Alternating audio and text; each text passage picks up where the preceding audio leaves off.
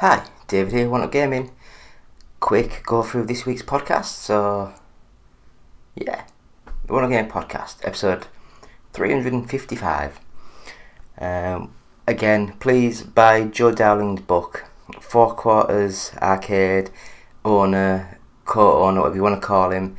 But his book is called The Outrunners. It's available on I guess everywhere. It's like you can even, if you're subscribed to the is it the Amazon? Is it Amazon Prime? Not Amazon. Kindle. What's the Kindle? Is it Amazon Kindle? You pay like £7 a month and you get like access to books within your subscription. I think it's on that Kindle service. So if you're on there, just search Joe Dowling and The Outrunners. Just email him where you got the idea from, and we will say thank you. Well, we won't. I'm sure he will. He's a nice guy. So, One Up Gaming, back again. Please visit the website oneupgaming.co.uk. Please subscribe to us on YouTube. So just bell, like, share, all that stuff on our YouTube sort of channel. We have the Games Inspired Music, which is our album. It's available now to buy, to stream, and all the profits, and actually I say all the profits, 20% of each sale will go to the Child's Play charity. I don't know what I'm talking about this week. I won't mention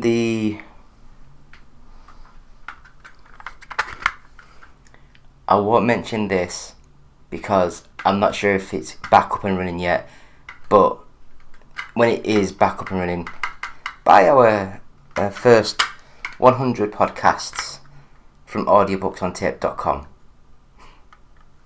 I will just mention that we still have the Evercade Interplay Collection 2 to give away. Please just, on any of our videos, just leave the comment Evercade and subscribe to the YouTube channel, and we'll give this away. UK only please, but we'll give this away.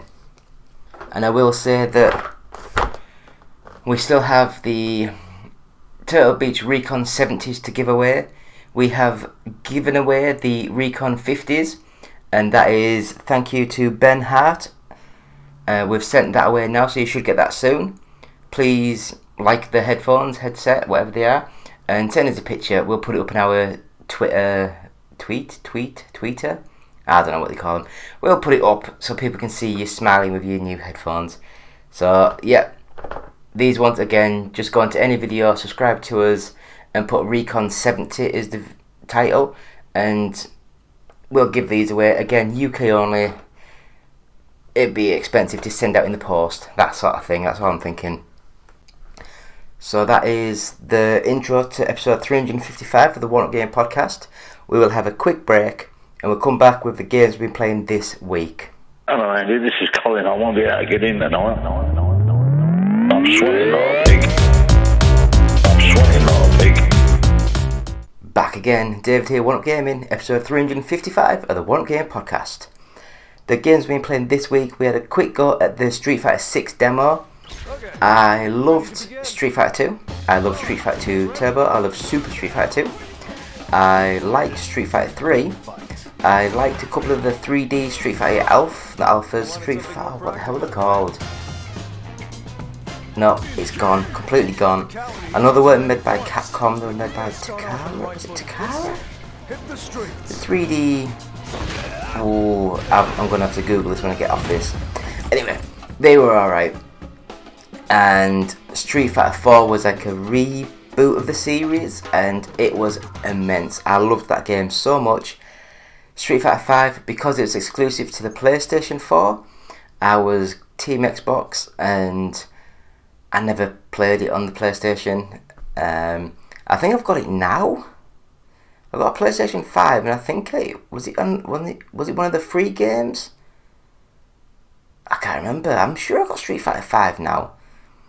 Anyway, Street Fighter 6. It's back on Xbox. I downloaded the demo on the Xbox Series X, and I never played the match, sort of like the one-on-one match things. I did the create your own character, running around the open world and pick fights with people.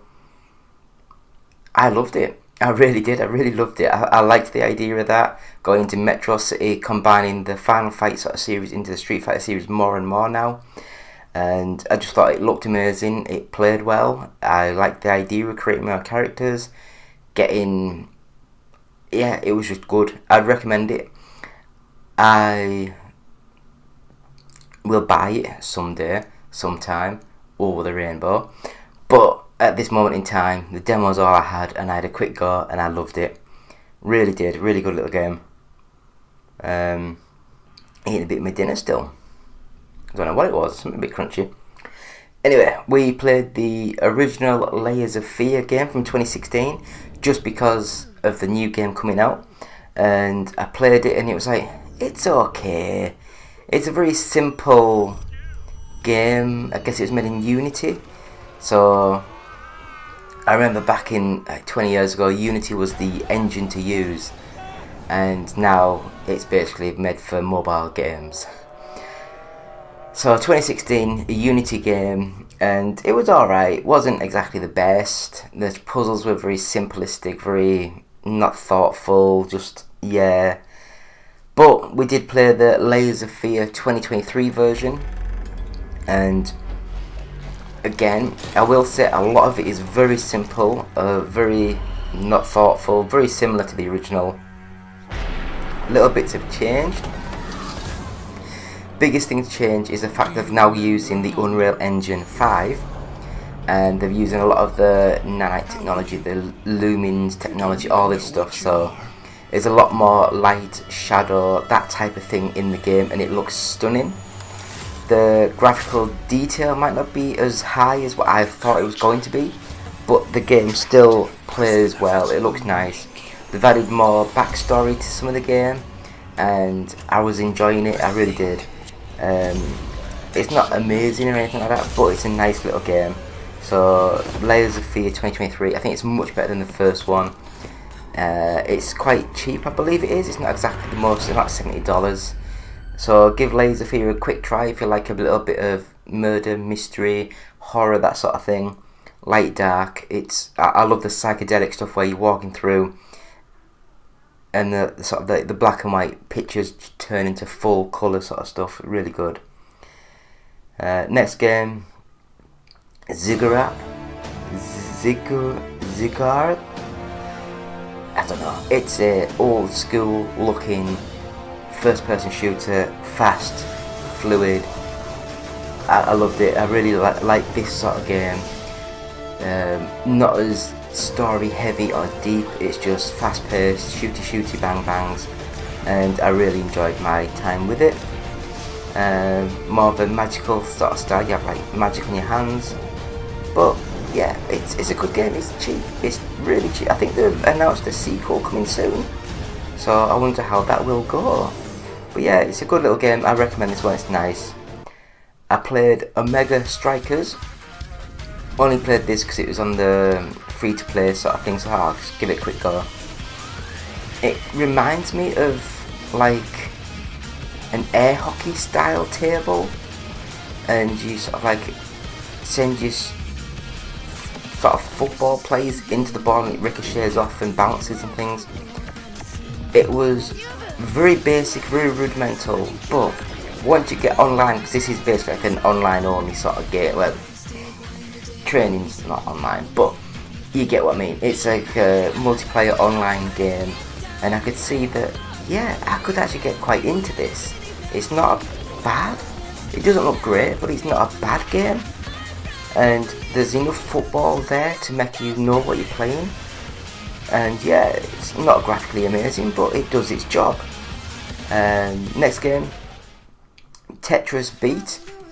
Now, I will admit, I played this and it was saying, oh, it's a mixture of Tetris and beats and music and all this. It's Tetris. I wouldn't be able to tell you if it played any different from any other Tetris.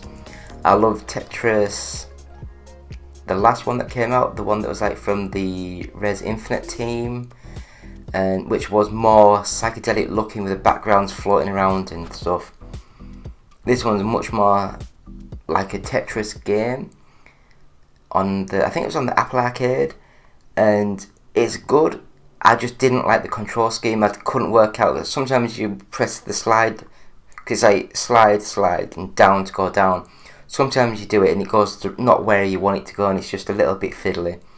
But the last game that we played this week was the War of the Monsters, and this is a game on the PS2, and it's a full 3D game. I think it's made by Insomniac? Is it Insomniac? I can't remember. I can't remember. Anyway, it plays like a very similar game to like a Power Stone, but a lot more bigger open world. And you play as big, humongous, 50 feet monsters fighting against each other. So I think of Godzilla, King Kong, not names, but it's a big lizard, it's a big monkey, it's like a robot. It's like those sort of tropes in these games. It plays very much like the Neo Geo. Was it King of the Monsters? Very similar to that sort of game, but like full 3D now. So that is very good. It's a very good little game. I enjoyed it, running around and jumping up buildings, jumping on people, killing things, eating people, get power. Good game. And we will just sort of say we have been playing with the Boostroid app, got that back fully up and running, and yeah, hopefully you guys have been doing Boostroid challenge. So there's those 3 games to get that free games available. We did a video last week, I think, or the week before, just promoting it. I will just say I'm very late to the party, but I did manage to watch the end of the Walking Dead series, so I've now watched that complete. So now I can start moving on to the other series in the franchise. It was alright, nothing great. And we have got reviews on the website, so like Formula 1, can't think of anything else, Zelda. But we have got some reviews up on the website. We've got a new weekly series of stuff. So we've got Boostroid, we've got the Which is Best, we've got Retro Thursday, we've got the podcast on a Friday, we've got the games played this week on a Saturday, and we've got the weekly news on a Sunday. And I think we do the top 40s on a Monday. So that's the full weekly stuff every week. So yeah, hopefully you're enjoying this and you can subscribe to us and just watch a few more of our series. So again, me David, One Up Gaming, 355. I'll have a quick break and we'll come back with this week's news.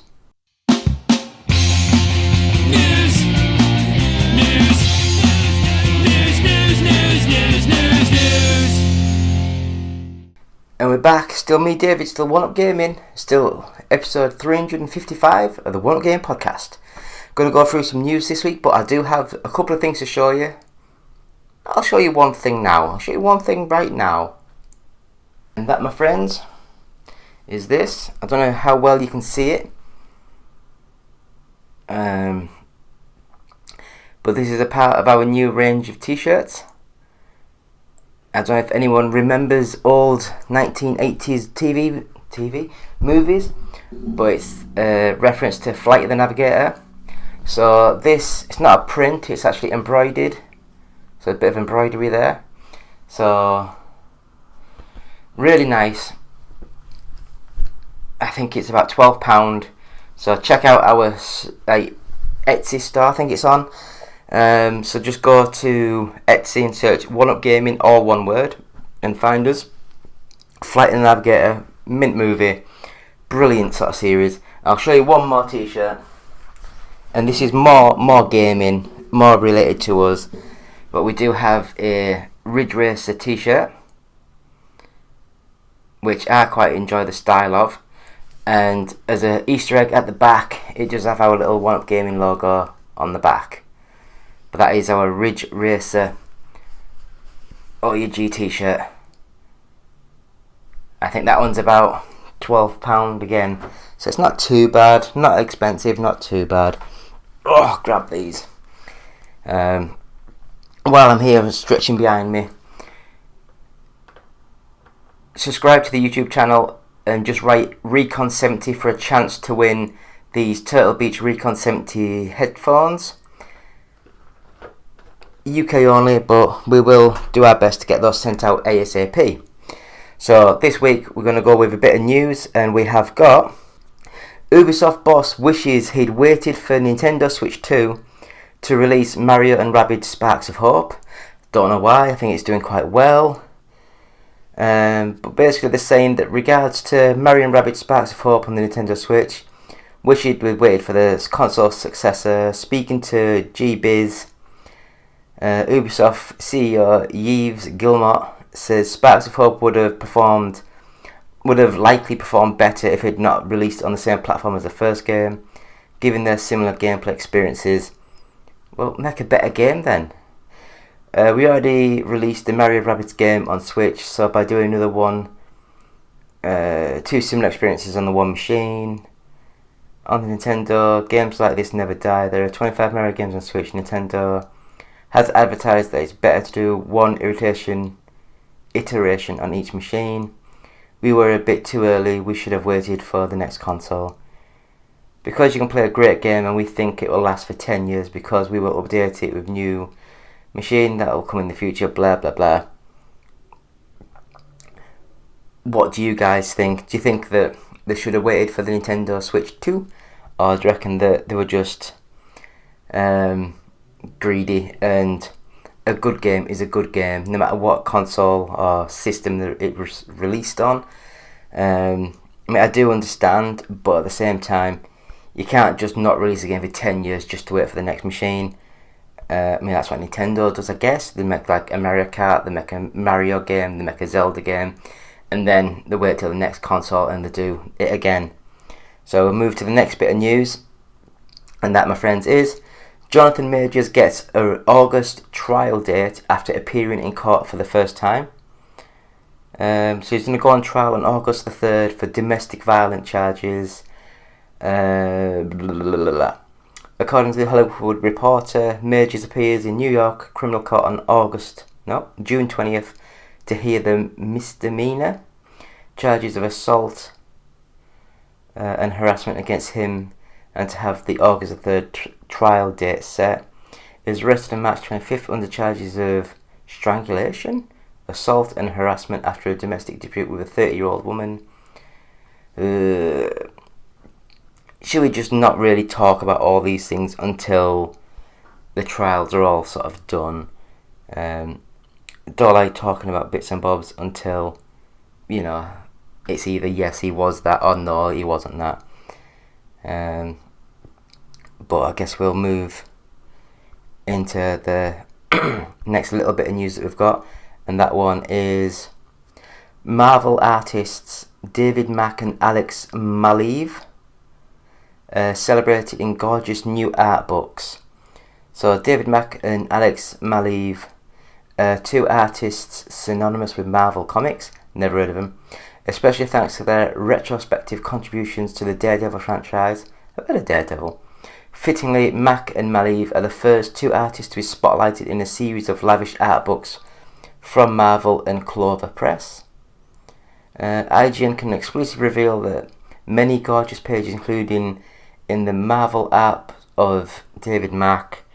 Check them out in this gallery below. I'm not gonna, but does it say when the art book is coming on? Oh, you can view the Kickstarter campaign here. I wish I'd have known it wasn't a Kickstarter. I don't like to promote Kickstarter stuff until things are done. I did have a new story for the Nintendo Direct for this week, but I'm going to move on from that one because that's already happened, and I'll talk about some of the stuff that's been in that show later. So we'll move straight into the next bit of news, and that's Kojima is deeply involved in the Death Stranding movie. As reported by Games Radar, Kojima took to Twitter below to reveal the long list of departments he'll be involved with for the Death Stranding film adaptation. Just to be clear, I am deeply involved in producing, supervising, plotting, look, design and content of the film adaptation of Death Stranding, just not in charge of directing, Kojima said. The award-winning game director has been shy about sharing his desire to work in films, hasn't been shy about wanting to work in films. Game creator, 70% of my body is made of movies. Read his Twitter bio, for example. Many fans therefore expected Death Stranding film to be his first foray into film directing. I wouldn't, because it's a massive game, it's a massive franchise, it's It's a massive movie, and to get someone to be your first ever director, I think that would be scary. It really would. Maybe a co-director so he could get his fingers into the pies and stuff. But I don't know. So next bit of news. The Ghost of Tsushima movie director looking at ways to expand further into the sequels and TV. So the John Wick Chapter 4 director Chad Stahelski has given an update on his Ghost of Tsushima film, saying the team is looking for ways to expand it beyond the single movie into sequels and TV spin-offs. Discussed how you transform the story of a video game that's dozens of hours long into a film, and teased that Sony is perhaps thinking about more than a single bout to the silver screen. I don't know, would you rather have like a really nice, fresh, fast action movie start to finish, ends how it should end, or would you rather see the director try and get more out of it and more into the next sort of things? I'm not sure how I would like. I think I would like just a one and done movie. I'm not 100% sure in all these getting into the franchise and making things keep going and going and going. But anyway, Linda Hamilton joins the Stranger Things Season 5 cast. So Stranger Things just added a very big actor to the final season. Linda Hamilton, best known to be Sarah Connor in the Terminator, Terminator 2 and the Terminator Dark Fate, is joining the cast for Season 5. It was announced during today's Tundum live stream. I don't know what Tundum is. It's undeniably a huge get for Stranger Things, which has nabbed some major stars of the 80s in the past. There's obviously Winona Ryder, who is a member of the cast as Joyce Byers, but the show has also featured Full Metal Jacket star Matthew Modine, Freddy Krueger actor Robert Englund. Was Robert Englund in it? The Goonies breakout Sean Ashton, and the Princess Brides Carrie Elwes? No idea. And Maddie U star Paul Reiser. I liked Paul Reiser. He was in Aliens. He got killed. Stranger Things has to be nearing the 90s by now. Hamilton, who truly became an action icon in James Cameron's 1991 classic Terminator 2 Judgment Day, makes a lot of sense. Plus, with Season 4 finale basically tearing up a giant showdown with Vecna. I was going to say Veng. I don't know. The Hawkins crew is going to need some muscle. I don't know. We'll keep it at that. I did like Stranger Things. I thought it was a really good little thing. And then... Oh, cracked. Sorry. A lot of neck problems. Really hurts. We'll go into the next bit of news, and that is Xbox Series X and Game Pass are about to get a little more expensive. They're about to increase the Series X and Game Pass. In a statement sent out to the outlet, Carrie Perez, the head of communications at Xbox, confirmed the price hikes. Microsoft will increase the price of its high-end ninth generation console, the Xbox Series X, beginning August 1st. The Verge notes that the pricing will impact most countries, not including the US, explaining that the cost of an Xbox Series X will be $479.99 in the UK, $549 across most of the European markets, $650 in Canada, and nearly $800 in Australia. Important to note that the Series S will remain at the same price of $299 in the US for the 512 and $350 for the 1TB model. However, the price of Xbox Game Pass will increase in all countries, with the service beginning July 6th. Xbox Game Pass Ultimate will now cost $16.99, a $2 increase, and regular Xbox Game Pass will now cost $1. That's not too bad, is it? However, the price of PC Game Pass will remain at $9.99 a month. This is the first time that Microsoft announced an increase since it launched in 2017. Now it's not entirely surprising considering Xbox boss Phil Spencer mentioned last October the price of Xbox hardware and Game Pass would go up at some point. We've held our prices for consoles for many years and have adjusted the prices to reflect the competitive conditions in each market. So there we go. Xbox getting a little bit more expensive. So we'll see how that happens in the future. We'll see. I'm not too bothered about the $2 price increase for the actual service. It's not that bad. It's a really good service. But next bit of news. Amazon sued by the FTC for allegedly tricking customers into signing up for Prime. In a complaint filed today, the FTC accused Amazon of knowingly duping millions of customers into signing up for Amazon Prime. More specifically, the FTC elaborated on how Amazon used dark patterns that tricked customers into automatically renewing a subscription to Prime, noting that during the checkout process, the company made it difficult for customers to locate the button to finish purchasing an item in their cart. In many cases, the option to purchase items on Amazon without subscribing to Prime was more difficult for customers to locate. In some cases, the button presented to customers to complete their transaction did not clearly state that in choosing the option, they were also agreeing to join Prime for a recurring subscription. I think this kind of thing happens all over. I really think that the Xbox and the PlayStation do this sort of thing to get you onto their service. Oh, get this free thing there in really small print somewhere. You also get a rolling contract. But I don't know. So we will move on to the next bit of news. I think I'm sweating like hell now. This room is so hot. No window open, middle of the day, lights all around me. It's quite funky. Anyway, we'll get back onto the news. So, an industry expert calls Flash box office debut a disaster for DC.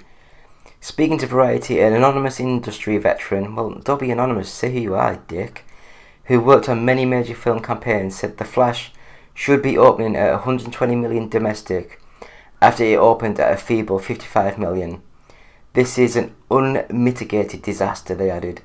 This is because DC Studios' 2023 release schedule, which includes Shazam 2, The Flash, Blue Beetle and Aquaman 2, is estimated by experts speaking to Variety to cost between 1.1 billion and 1.2 billion in production and marketing, leaving the remaining two films with a lot to catch up.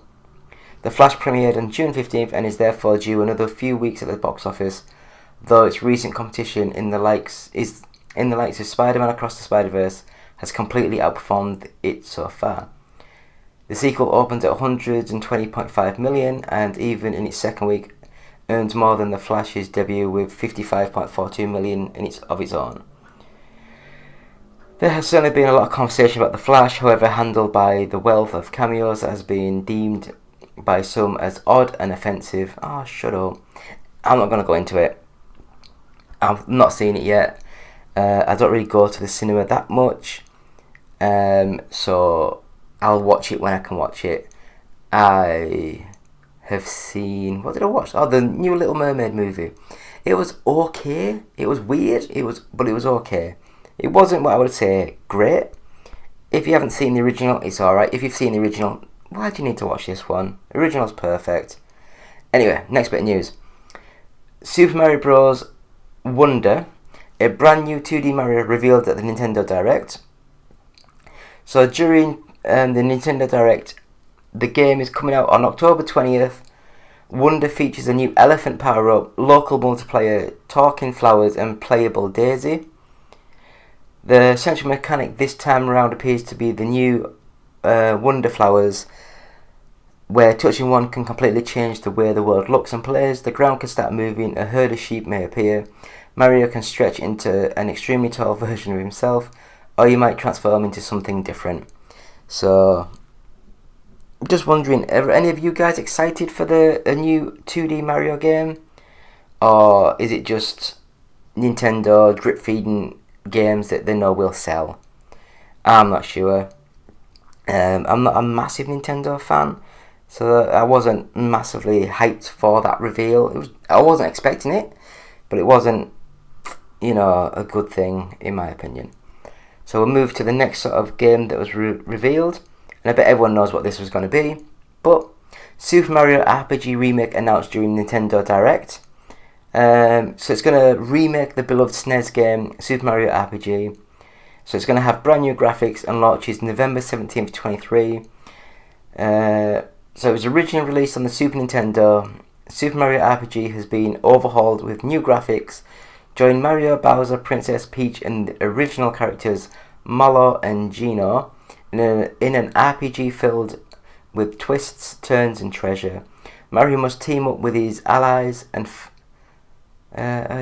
face down a menacing force known as the Smithy Gang in order to recover 7 stars and repair the Star Road. So it looked alright. It just looks a bit more, how do you say this without sounding disrespectful? It kind of looks like a mobile game. You know, that sort of the sheen to it, the graphical style just looked like a mobile. I don't know.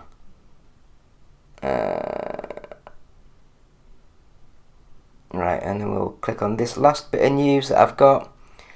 I'm still sweating. I'm really sorry, guys. And then the last bit of news is the FTC. Xbox making Starfield and Redfall exclusive. Powerful evidence against the Activision Blizzard merger. Microsoft actions following its acquisition of ZeniMax and Bethesda is powerful evidence in favour of preventing the company's purchase of Activision Blizzard, the Federal Trade Commission said in a new filing ahead of the upcoming showdown over the agency's request for a pre-injunction. Last week, the FTC requested a restraining order temporarily blocking the $68.7 billion deal ahead of a hearing beginning on June 22nd. Leading up to this week's hearing, Microsoft, Activision and the FTC were able to submit options on the matter. In the FTC document, the agency pointed to Microsoft's willingness to make games Xbox exclusive in its argument against the acquisition. Defendants put great stock in Microsoft's concerns about infuriating gamers. If it were to foreclose rivals' access to Activision content, but those same concerns did not stop the ZeniMax decision, the options read in parts. But I'm going to stop this recording thing. But for me, the difference is Starfield and Redfall, it's not as if it's Starfield 16 and all the games were on PlayStation before that. It's like a brand new game and a brand new franchise that they were making. And that's, for me, is perfect to be an exclusive on a new console. If it was a game that was like made and it's been always on PlayStation, then that's different. And people might say, well, what about the Elder Scrolls? Well, the Elder Scrolls 3 was originally on the Xbox and it wasn't on the PlayStation 2. So there's arguments there to say that the actual Xbox, it's alright to be exclusive. It was originally on that system. But we'll just have a quick look into this week's Top 40.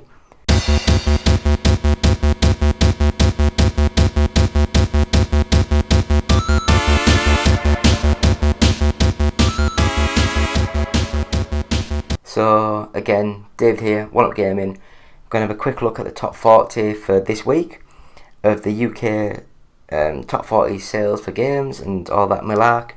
So here we go. Number 40, Super Smash Bros. Ultimate. Number 39, Grand Theft Auto The Trilogy The Definitive Edition. 38, Park Beyond. 37, Splatoon 3. 36, Lego Star Wars The Skywalker Saga. 35, Super Mario Odyssey. 34, Lego 2K Drive. 33, Crash Bandicoot N. Sane Trilogy. 32, Super Mario 3D World plus Bowser's Fury. 31, Just Dance 2023 Edition. Number 30, New Super Mario Bros. U Deluxe. Number 29, Pokemon Legends Arceus.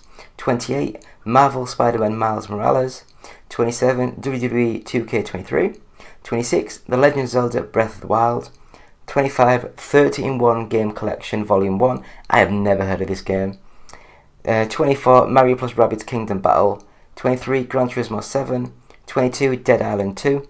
21, Pokemon Scarlet. 20, Kirby and the Forgotten Land. 19, Mario Party Superstars. 18, Resident Evil 4. 17, Pokemon Violet. 16 Nintendo Switch Sports, 15 Animal Crossing New Horizons, 14 Forspoken, 13 Saints Row, 12 Grand Theft Auto 5, 11 Minecraft, 10 Street Fighter 6, 9 I was going to say Super, but it's not, it's Star Wars Jedi Survivor, number 8 FIFA 23, number 7 Mario Kart 8 Deluxe, number 6 Call of Duty Modern Warfare 2, number 5 Hogwarts Legacy, number 4 God of War Ragnarok, number 3 Diablo 4, number 2 F1 23, and still at number 1 The Legend of Zelda Tears of the Kingdom, and that is thanks to the Games Press and the GFK Entertainment Software Charts, all formats, and thank you for that. So that is the top 40, and we will just say thank you all for watching. It's been me, David, One Up Gaming. Please go to our website, which is oneupgaming.co.uk. Please go to our Patreon site, which is oneupgaming. No, it's not. It's patreon.com/OUG. And you can buy t-shirts and hats and the other stuff that we showed. I'll grab another one. So t-shirts and hats that we showed from our... Either go to our store page on our YouTube channel, and we got some other things on our Etsy store. And we have this one. I love this one so much. It is just the Sega Rally logo and the picture of the cars, and I believe that one's about £11. It's not much, but I love that so much. I do love that, and I probably love it so much because I've got the tattoo there. I'm just weird. But yeah, so go to there, buy the stuff. Please, game inspired music available now by stream. 20% of each sale will go to the Child's Play charity. I'll skip over the audiobooks on tape.com, and hopefully he's feeling better. We're on Facebook, just search One Up Gaming. We're on YouTube, so please subscribe, follow, bell, share, like, comment, anything like that. If you want this Recon 70 headset from Turtle Beach, just like and subscribe any of our videos on the YouTube channel, and just put the Recon 70 as the comment, and we'll have a look at giving that away. UK only though. Please follow us on Twitch, which is twitch.tv/OUGofficial. We're on Twitter, so it's @OUGofficial. And if you want to email us, it's contact@oneupgaming.co.uk. And if you're listening to us on a podcast, then please subscribe to us, follow us, and leave positive reviews and 5 stars and all that stuff. It really helps. It really does. So it's me, David, One Up Gaming. Thank you so much for watching the 355th podcast from One Up Gaming. Thank you. Goodbye.